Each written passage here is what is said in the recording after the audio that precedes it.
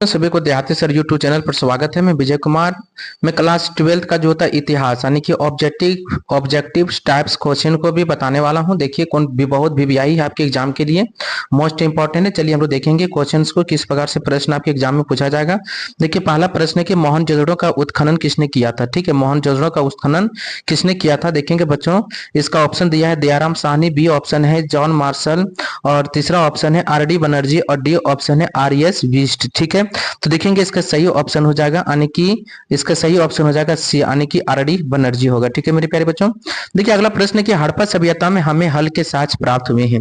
हड़प्पा सभ्यता में हल के साक्ष्य प्राप्त हुए हैं। दिया गया ऑप्शन में क्या होगा, देखिए लोथल है, बी हमारा कालीबंगा है, सी है रंगपुर है, और डी रोपड़ है। ठीक है प्यारे बच्चों, तो देखेंगे इसका सही ऑप्शन हो जाएगा बी यानी कि कालीबंगा हो जाएगा। ठीक है, चलिए अगला प्रश्न देखेंगे क्या है कि अगला प्रश्न महात्मा बुद्ध की मृत्यु कहाँ हुई थी। ठीक है, देखिए दिए गए ये सारे ऑप्शन महात्मा बुद्ध के जीवन से संबंधित स्थान के नाम है। ठीक है, पहला ऑप्शन है लुम्बिनी, बी ऑप्शन है बोध गया, सी ऑप्शन है कुशीनगर, और डी ऑप्शन है सारनाथ। तो देखेंगे इसका सही ऑप्शन हो जाएगा क्या, सी यानी कि कुशीनगर हो जाएगा मेरे प्यारे बच्चों। ठीक है, देखिए चौथा नंबर प्रश्न है कौन सा भारतीय सम्राट भारत का नेपोलियन के नाम से जाना जाता है। यानी कि भारतीय सम्राट था और भारत के नेपोलियन के नाम से जाना जाता है। पहला ऑप्शन है क्या है, चंद्रगुप्त है, दूसरा ऑप्शन है कि समुद्रगुप्त, सी ऑप्शन है स्कंदगुप्त, डी ऑप्शन है रामगुप्त।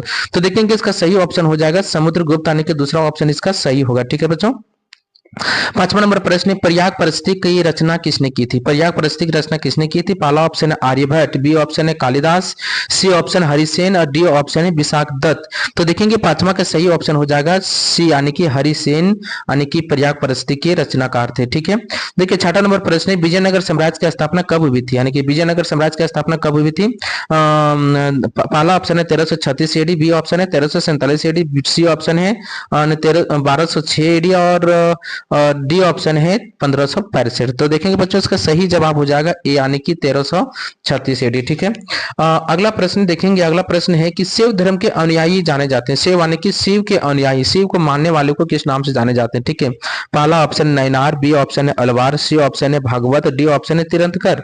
तो देखेंगे बच्चों इसका सही जवाब होगा ए यानी कि नैनार के नाम से जाने जाते हैं। ठीक है, देखिए अगला प्रश्न आपकी है कि रिहला के लेखक थे। रिहला के लेखक कौन थे। पहला option Ibn Battuta, B option है अबू इना, सी ऑप्शन है इब्न जुजाई, और डी ऑप्शन है नसरुद्दीन। तो बच्चों इसका सही जवाब जो हो जाएगा वो इब्न बतूता हो जाएगा मेरे प्यारे बच्चों। ठीक है, देखेंगे अगला प्रश्न आपके लिए जो है, अगला प्रश्न है कि रामचरितमानस के लेखक तुलसीदास समकालीन थे। यानी कि रामचरितमानस के लेखक जो है तुलसीदास कौन सा काल के थे। देखेंगे कि हुमायूं काल के थे, अकबर काल के थे, जहांगीर काल के थे, शाहजहां काल के थे। तो बच्चों इसका सही जवाब हो जाएगा यानी कि अकबर काल के थे। ठीक है, मुगल बादशाह अकबर काल के थे। ठीक है, देखिए 10वां नंबर प्रश्न है भारत में किस यूरोपीय वाणिज्यिकी कंपनी ने सर्वप्रथम अपना ठिकाना बनाया। तो देखेंगे ऑप्शन दिया है क्या फ्रेंच में, B option British, C option है पुर्तगाल, डी ऑप्शन है डच। यानी कि किस यूरोपीय कंपनी जो है ना।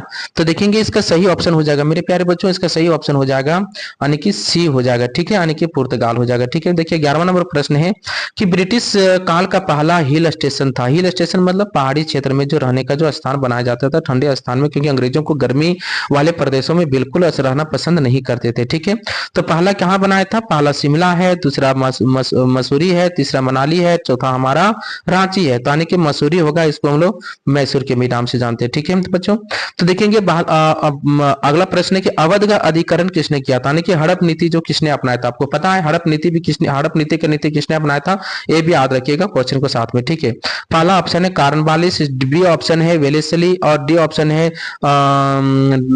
डलहौजी, और डी ऑप्शन है कैनिन। ठीक है, तो बच्चों इसका सही ऑप्शन हो जाएगा डलहौजी यानी कि सी ऑप्शन सही होगा। ठीक है, अगला प्रश्न है महात्मा गांधी के राजनीतिक गुरु कौन थे। राजनीतिक गुरु कौन थे महात्मा गांधी के। ठीक है, क्या पहला option Rabindranath Tagore, B option है गोपाल कृष्ण गोखले, सी ऑप्शन है दादा भाई नौरोजी, डी ऑप्शन है बाल गंगाधर तिलक।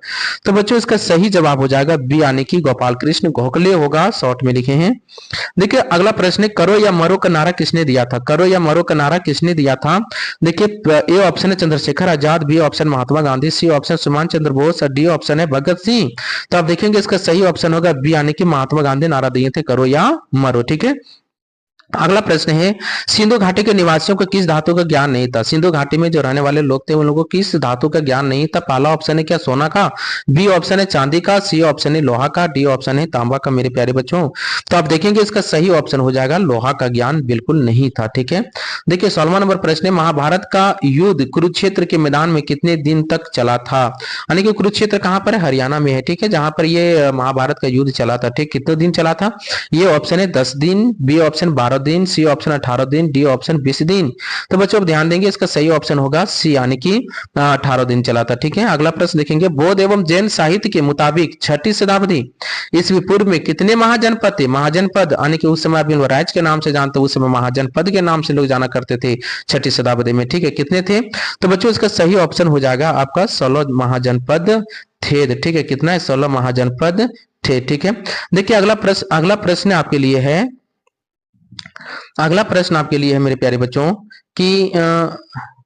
कि शक समत का आरंभ किसने किया था? यानी कि शक समत का आरंभ किसने किया था?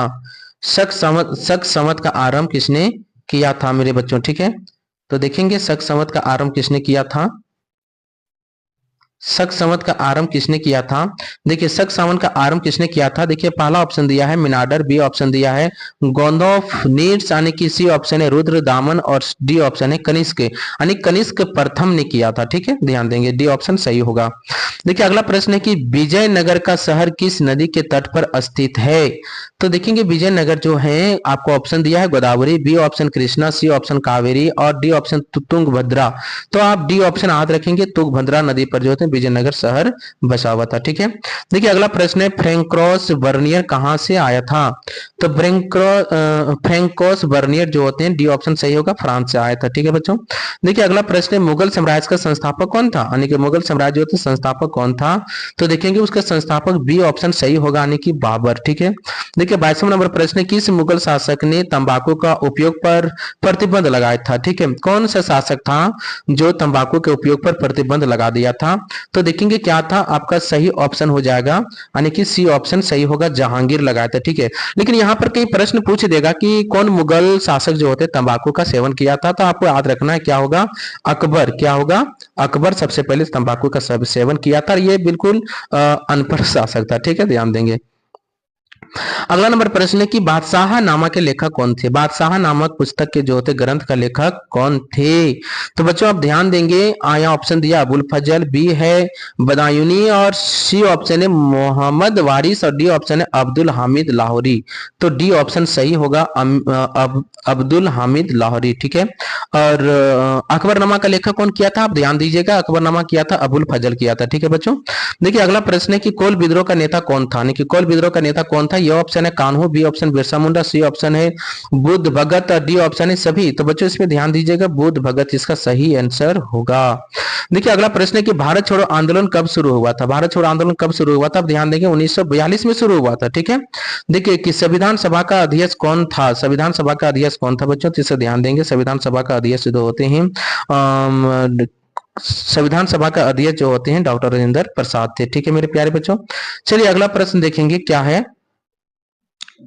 अगला प्रश्न आपके लिए है कि सिंधु सभ्यता का कौन सा स्थल मृतकों का टीला के रूप से जाना जाता है? यानी कि मृतकों का टीला किसको जाना जाता है? तब ध्यान दीजिएगा, बी ऑप्शन सही होगा, मोहनजोदड़ो को। ठीक है, बोलते जैन धर्म के अंतिम तीर्थंकर कौन थे? तो जैन धर्म का अंतिम तीर्थंकर महावीर जैन थे। ठीक है, महावीर स्वामी थे। ठीक है, देखिए बच्चों इस प्रकार से आप गलती नहीं कीजिएगा, एग्जाम में हमसे मिस्टेक हो गया है। अष्टाध्यायी की रचना किसने की? अष्टाध्यायी की रचना पाणिनि की थी, यानी कि ये ऑप्शन सही होगा। महाभारत की रचना किसने की थी? तो महाभारत की रचना जो होता है वेद व्यास ने किए थे। आपको ध्यान रखना है कि महाभारत की रचना वेद व्यास किए थे। और आपको रामायण की रचना किसने किए थे? तो महर्षि वाल्मीकि किए थे। ठीक है, रामायण का। ठीक है, चलिए अगला प्रश्न है कि वैष्णव धर्म के अनुयायी जाने जाते हैं, वैष्णव माने कि विष्णु धर्म को मानने वाले, विष्णु को मानने वाले लोगों को क्या कहा जाता था? उसका सही ऑप्शन होगा अलवार कहा जाता था। ठीक है, देखिए अगला प्रश्न है कि शेख मोइनुद्दीन चिश्ती का दरगाह कहां पर है? तो उसको कहां पर है? अजमेर में है। ठीक है, ध्यान दीजिएगा। अगला प्रश्न है कि मुगल चित्रकारी किसके शासनकाल में चरमोत्कर्ष पर प्राप्त, यानी कि सबसे ऊपर उच्च था? ठीक है, तो आप ध्यान देंगे इसका जो होगा जहांगीर, यानी कि बी ऑप्शन सही होगा। यानी कि अगला प्रश्न किसके द्वारा बंगाल और बिहार में अस्थायी बंदोबस्त शुरू किया गया था मेरे प्यारे बच्चों, तो इसको ध्यान देंगे। इसका सही ऑप्शन होगा ए, लॉर्ड कॉर्नवालिस होगा। ठीक है, देखिए पहला। उसके बाद प्रश्न है कि संथाल विद्रोह कब हुआ? संथाल विद्रोह कब हुआ था मेरे प्यारे बच्चों? तो ध्यान देंगे, संथाल विद्रोह जो थे 1855 को हुआ था मेरे प्यारे बच्चों। ठीक है, चलिए अगला प्रश्न देखेंगे। अगला प्रश्न क्या बोलता है? अगला प्रश्न आपके लिए है कि महात्मा गांधी द्वारा पहला किसान आंदोलन कहां शुरू किया गया था? आप जानते हैं कि महात्मा गांधी द्वारा पहला किसान आंदोलन कहां पर शुरू किया गया था? तो इसका सही ऑप्शन हो जाएगा क्या? चंपारण में शुरू किए थे। ठीक है, मैं सिर्फ क्वेश्चन और उत्तर में बता रहा हूं। ठीक है बच्चों, ध्यान देना आपको। बोलता अगला प्रश्न क्या है कि हड़प्पाई किस देवी का पूजा करते थे? यानी कि हड़प्पा लोग जो होते हैं कौन सा देवी का पूजा किया करते थे? आपको ध्यान देना है, मातृ देवी का पूजा किया करते थे। ठीक है बच्चों, यदि इस चैनल पर कोई नहीं होंगे तो चैनल को सब्सक्राइब कर लीजिएगा ताकि नई नई वीडियो का नोटिफिकेशन आपको मिलता रहे। लाइक कर दीजिएगा, कमेंट कीजिएगा, दोस्तों के साथ अपना शेयर कर दीजिएगा। ठीक है, ताकि वो भी एग्जाम में बहुत बेहतर कर सकता है। देखिए अगला प्रश्न है कि लोथल किस राज्य में स्थित है? लोथल जो होते हैं किस राज्य में स्थित है? तो बच्चों ध्यान देंगे, लोथल जो होते हैं गुजरात में स्थित है। ठीक है, निम्नलिखित में से किसे विष्णु का अवतार माना जाता है? यानी कि विष्णु का अवतार किसको माना जाता है? तो बुद्ध, गौतम बुद्ध को माना जाता है। ठीक है, नालंदा विश्वविद्यालय की स्थापना किसने की? तो नालंदा विश्वविद्यालय की स्थापना जो होता है बच्चों ध्यान देंगे, कुमार गुप्त ने किए थे। यानी कि बी ऑप्शन सही होगा।